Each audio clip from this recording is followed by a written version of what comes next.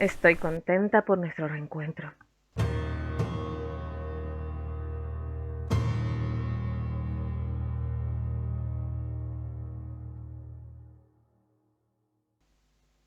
Tienes razón, la lluvia no para y tiene pinta que seguirá así toda la noche. Seguramente está limpia la sangre de aquellos que te acorralaron. Ya de eso hablaremos después. Con calma, por ahora disfruta de tu café. Si te parece, ya que te ves mejor y tienes muchas preguntas, continúo con el relato. Lejos había quedado la paz y la tranquilidad de los primeros siglos. Fue una época de decadencia y oscuridad. Nuestro amor y nuestro odio por los hijos de Adán y Eva no conocía límites. Les mimábamos, adorábamos, como también les atormentábamos y les torturábamos, nuestro gozo y dolor que nutría nuestras legiones. Ya hace muchos siglos desde aquel día fatídico en el que desafiamos al cielo y los horrores de la guerra nos habían cambiado para siempre, convirtiéndonos en algo horrible. Habíamos creado el paraíso. Ahora, en nuestro exilio terreno, era un infierno lo que forjábamos. Deformábamos la tierra que nos rodeaba, dejamos de construir y sucumbimos a la destrucción. En todos los frentes la legión de ébano marchaba y salía victoriosa, como en la batalla del caldero de la memoria. Gabriel se enfrentó a hordas del Irael en escaramuzas que dejaron la tierra herida y yerma para toda la eternidad. Dijeron que Gabriel, arcángel de la misericordia, la venganza, la muerte y la revelación, se negó a obedecer la orden de Dios de abandonar la lucha. En vez de eso, decidió quedarse y proteger a una mujer mortal de la amenaza del Irael, que había desarrollado un apetito por la carne de los mortales. Gabriel combatió hasta el final, manteniendo a raya al Irael, hasta que amaneció el último día de la contienda. Cadáveres de muchos mortales y las cáscaras de muchos de los nuestros yacían destrozadas en torno de Samallín, pero no había rastro de Gabriel. Dada igual donde marchara la legión de ébano, siempre dejaba un rastro de destrucción y miseria a su paso.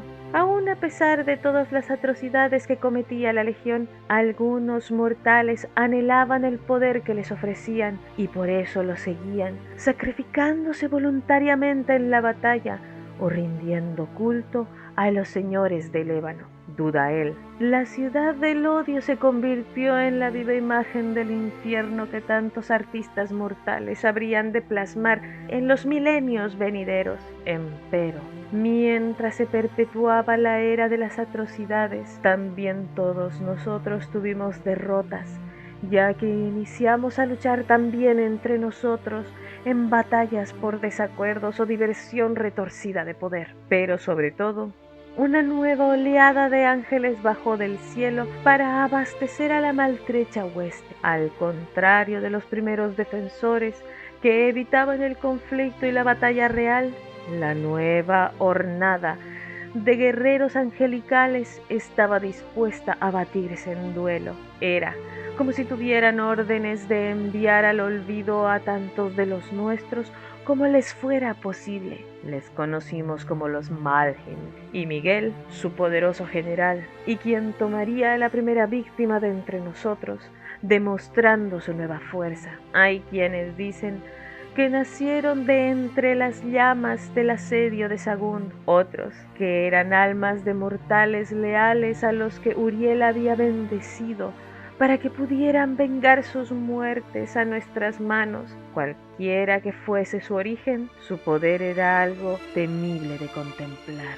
Lejos de las líneas del frente, la Legión de Plata se afanaba en sus fortalezas y torreones, lugares de innombrables conocimientos y prohibidos saberes. Los rebaños mortales de aquellos ángeles eran injertados a toscas máquinas con fines prácticos y no tan prácticos. Muchos de los horrores que pueblan las leyendas mortales son en realidad vagos recuerdos de los excesos de Asmodeo y sus seguidores.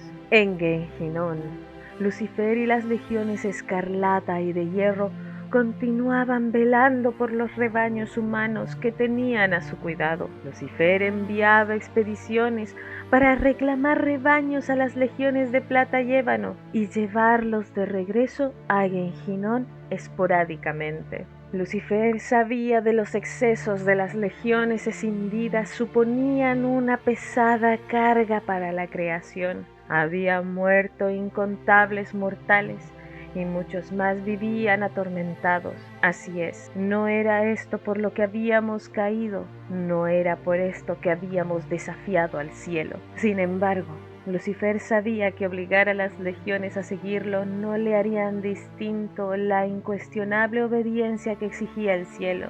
Nuestro príncipe intentó resolver este dilema durante muchos años, hasta que al fin se decidió a actuar. La guerra se había prolongado demasiado. La hueste celestial había sido expulsada a Maconón, aunque tú y yo, tanto como Lucifer, éramos conscientes de que esa ciudad nunca caería. En lugar de permitir que sus legiones se extendieran incontroladas, resolvió reunirnos y construir su auténtico reino de una vez por todas. La larga marcha comenzó, y esta fue una cruzada por reunir a todas las legiones bajo su estandarte. Los caídos nos enfrentamos a los caídos, pero al final la Legión Escarlata al mando del archiduque Belial y la Legión de Hierro al mando del archiduque Dagón sitiaron Dudael, Tabaet y Casdecha. Las legiones errantes realizaron intentonas de romper el asedio en 3 ocasiones, pero los guerreros de las legiones Escarlata y Hierro consiguieron retenerlos en sus guardias. Al final, los tenientes renegados juraron lealtad de nuevo. Desde su trono, Lucifer habló de una nueva era, la de Babel.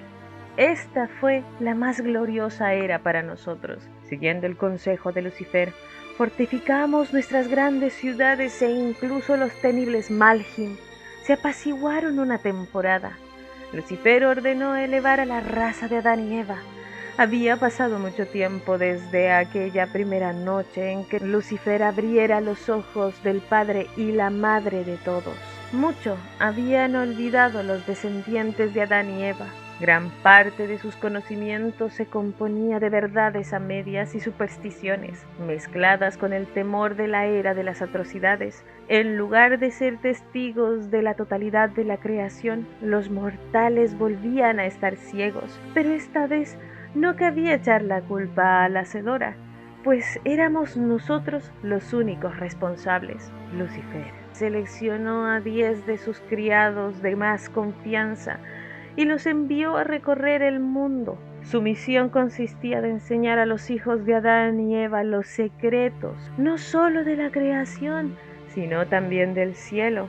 Sin saberlo, esto sería el principio del fin. En todas partes los 10 aleccionaron a sus rebaños mortales, que a su vez transmitieron el conocimiento a sus tribus y construyeron la civilización de las cenizas. Tal era el saber que impartían los 10 que, en cuestión de pocos años, nacieron por todo el mundo ciudades que rivalizaban con los bastiones de los caídos. Los mortales construyeron ciudades sobre los océanos y las cumbres de las montañas, cubrieron los desiertos de Metrópolis y las selvas de templos de oro. Ciudades como Enoc, si es que se puede creer lo que dice el libro de los mortales. Los 10 visitaban estas ciudades periódicamente para controlar la evolución de sus pupilos y adiestrarlos. Con el tiempo, estos misteriosos tutores se conocerían simplemente como los vigilantes. Los 10 vigilantes embozados en capas de luz y de sombra eran altos y frágiles, pero sus ojos estaban cargados del conocimiento y el potencial. Eran bienvenidos en todas las ciudades del hombre y observaban mientras los mortales aprendían los saberes en cada ciudad mortal para que su saber pudiera transmitirse de una generación a la siguiente. Estos libros se llamaron el Canon del Ojo y se perdieron en medio del caos que sucedió al final de la guerra. Su existencia ha quedado olvidada incluso en los mitos supervivientes más antiguos. Y así debe ser. Fue una necedad impartir aquellos conocimientos. No debe volver a ocurrir. Y así los 10 vigilaban y enseñaban. Ellos fueron Jiriel, Shamrael, Befamael, Marael, Gamael, Urshambi, Samael, Agriel, Samshiel y Penemue. Con ellos, la humanidad estuvo al borde de desentrañar su propia divinidad, y eso para ti y para mí fue lo más grato, ya que ambos compartíamos el mismo amor por alguno de los vigilantes. Pero recuerda que esto no fue grato para todos, ya que estaba prohibido interferir en su tarea. Esto trajo curiosidad entre los nuestros y en otros la envidia. Y aunque muchos les defendíamos de los Malgin, fuimos nosotros mismos los que propiciamos que los vigilantes sucumbieran. Nadie, ni el propio Lucero del Alba, sabe exactamente quién urdió el plan para frustrar el gran experimento, pero tú me contaste en aquel entonces que fue un diablo el que plantó la semilla. Convocó a aquellos caídos que se sentían amedrentados por el creciente poder de la humanidad y los convenció de que había que hacer algo para garantizar que las legiones conservaran su supremacía sobre los mortales. El traidor sugirió a sus seguidores que se emparejaran con los mortales, que dieran a luz a una nueva raza nacida de humano y caído. Esta nueva raza estaría sometida por siempre a sus progenitores y se terminaría suplantando a los hijos de Adán y Eva en virtud de su poder inherente. De ese modo, en plena noche, estos traidores escogieron a sus mortales y se juntaron con ellos.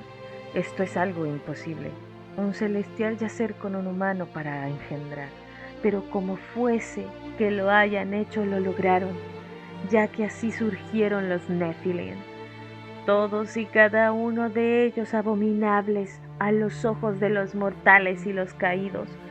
Poseían los dones del hombre y el ángel y constituían una visión terrible, no tanto por su espantoso aspecto como por su potencial. Nacieron sin conocer otra cosa que el odio y la tiranía, y en cuestión de pocos años se hicieron con el control de las ciudades que los habían visto nacer. Pero su mayor crimen estaba aún por venir, puesto que buscaron y exterminaron a los 10, usurpando su papel de profesores de la humanidad. Pero el reinado de los Nephilim y sus progenitores fue breve. Cuando se supo de sus tropelias en Genjinon, el propio Lucifer cayó sobre ellos con sus legiones y destruyó a todos los que encontró. Mas las temibles energías desatadas en las numerosas batallas redujeron a escombros el gran experimento. Esto causó la llamada ruptura, heraldo de nuestra derrota final. Gobernamos el mundo durante incontables épocas, dirigiendo campañas contra la hueste celestial y encerrando a sus ángeles entre piedras y hierro. Tentamos a otros ángeles para que cayeran y construimos poderosas catedrales y ciudadelas a lo largo de la creación. Protegimos y atormentamos a la raza del polvo y con el tiempo desvelamos todos sus secretos de la creación a los descendientes de Adán y Eva. Pero al final todo fue en vano. La raza de Adán y Eva sufría el peso de su recién descubierta divinidad. Quizás fuese la desesperación de los 10, la maldad de los Nephilim o simplemente el cruel destino. En vez de convertirse en dioses, la iluminación de la raza del hombre se resquebrajó bajo la carga de las nuevas revelaciones. Queríamos acelerar milenios de madurez en apenas un puñado de generaciones. Era demasiado, demasiado pronto. Pero este no fue nuestro único pesar. La ruptura tuvo consecuencias más nefastas: la fragmentación de la lengua mortal. Desde los tiempos de Adán y Eva, los mortales empleaban un derivado de nuestro idioma, simplificado para sus oídos, pero igualmente resonante de verdad. Todos los mortales hablaban este idioma único, una lengua pura que admitía ambigüedades y les permitía captar el significado de todas las cosas. Cuando Penemue les enseñó a la raza del polvo a escribir y tejer este idioma único, las puertas del cielo se abrieron para toda la humanidad, pero no estaban preparados, estaban ciegos, y así perdieron la capacidad de entender el idioma único. Su discurso degeneró en una cacofonía de idiomas menores.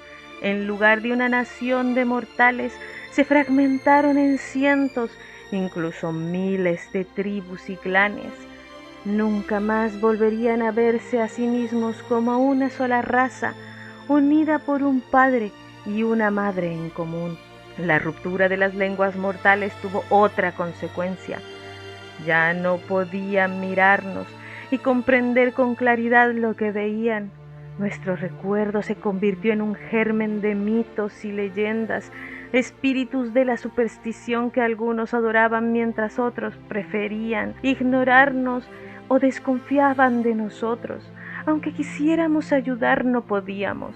Los mortales se habían fragmentado de tal modo que nos habían vuelto inefables para ellos, y así su ilimitado torrente de fe y devoción se secó por completo. A lo largo y ancho del mundo, nuestras ciudades y tribus se desmoronaban, algunas por causas naturales, otras por la culpa de la guerra y el hambre y la enfermedad.